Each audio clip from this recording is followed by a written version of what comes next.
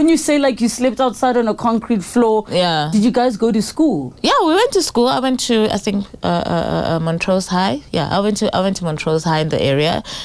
Just the area was Morningside, so it's very posh. I mean, Morningside is like Morningside in Joburg. Yes. So it's that posh. So it's not rural, it's not kasi, it's not anything, yeah.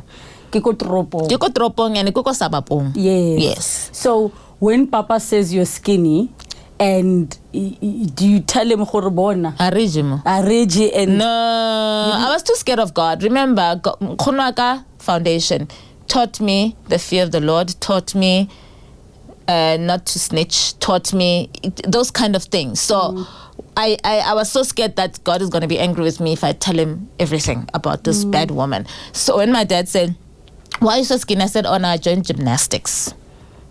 So I do gymnastics. I love gymnastics. I was very sporty, of course, but I did more tennis and hockey than anything else. But I said, I'm doing gymnastics. He says, and tennis and hockey. And I said, all of it. And he says, really? Where do you sleep? So when my dad came, surprise, I'm at the gate. He didn't announce. Those days we don't announce. He was at the gate. They welcomed him. And then she whispered in my ear, there was a bedroom in the house. I had 2 beds. She says, you'll share this bedroom with your dad. And then she looked at me with that look, dare tell him. So now I wasn't scared of her. I was only scared of God.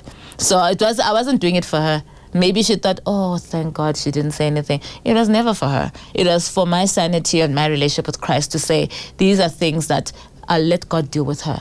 It's not my job. Like, I don't want that job to be taking care of horrible people or to be dealing with them or to be doing bobby back.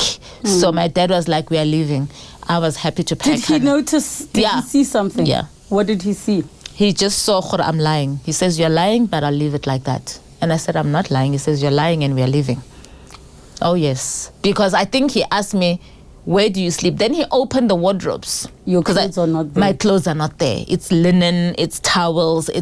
He's like, if this is your room, it doesn't even emulate a girl's room because girls like to pluck things on the walls. And he knows I used to do that at home. He knows I was very artistic. So he was like, it doesn't smell you. It doesn't look you. Because I loved oils. Even as a young child, I used to love beautiful things. So he was like, there's nothing here. Everything is brown.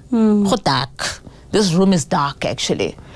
So there's nothing, and even the wardrobes on it, where are your clothes? And I said, they're in the other girl's room. So who do you sleep with her? Here, the other girl. So why are both your clothes in the other? So it does not make sure. So he left it because he thought, I'm cross-questioning a child and maybe she's going through trauma. Maybe this child has been raped, so let me leave it. Yeah. So when we got to Harare, back to, my sister had already hooked him up with another family.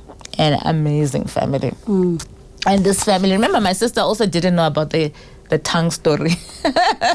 So messed up.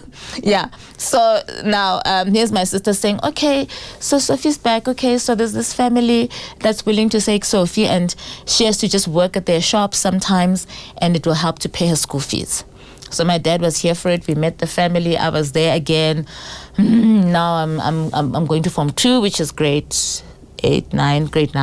So now I'm going to grade 9. And this family is living in a posh suburb, darling. Woo! Eastleigh, Harare, on Samara Machel Avenue. It was the most beautiful house. Had like probably 10 cars in the yard parked. That's how wealthy they were. So they didn't need money. They weren't asking for money. They just thought, oh, we've got my brother's child here, my sister's child here, my cousin here. It's a big house. There's room for all the girls. And their daughters my age, similar age. So it was like, she'll be our daughter. Yes. And Ganete, they took care of me, paid for my school fees, made sure I get taken to school and back. So I went to school in the area. But on weekends, all of us, all the girls, we all worked at the shops, right? As a child, if you're really focused on God, you don't count. Ona ukrele 5 rand, naki krele 2 rand. I don't even remember like who got what. I just remembered we were one. And was that the first time you felt like you had a full-on family unit? Yes. Yeah. Absolutely. And then with time, they taught me business. That's where my wedding planning and eventing and chefing and everything started from, because they had many stores. They had a butchery, they had a restaurant, they had a flower shop. They had a dry clean. They had any shop you can think of, they had. So I would choose where I want to work this weekend. So I could either be at the bottle store, just before bottle stores were no under 18 or no under whatever. So I could work at the bottle store, little short me, opening cool drinks. So I loved it, so I was taught all these things. And then in the butchery, I was taught how to cut meat, but the old man that was cutting meat in the butchery would put his hands, and then my hands would be on the outside, my little hands would be on the outside, and he said, let's go.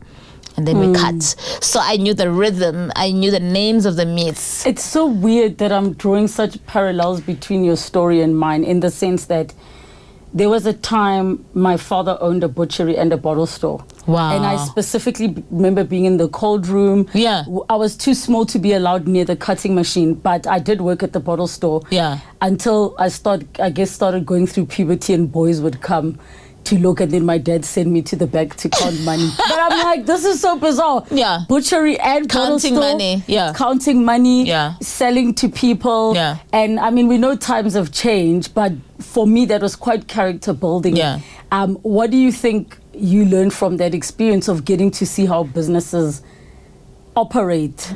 I mean, I just didn't know, I just believe that God sets you up, right, in an ambience to educate you. And I believe that was part of my journey and part of my process to learn business, because he knew very well that I'm not going to go to university to learn this business. I'm going to learn it on the job.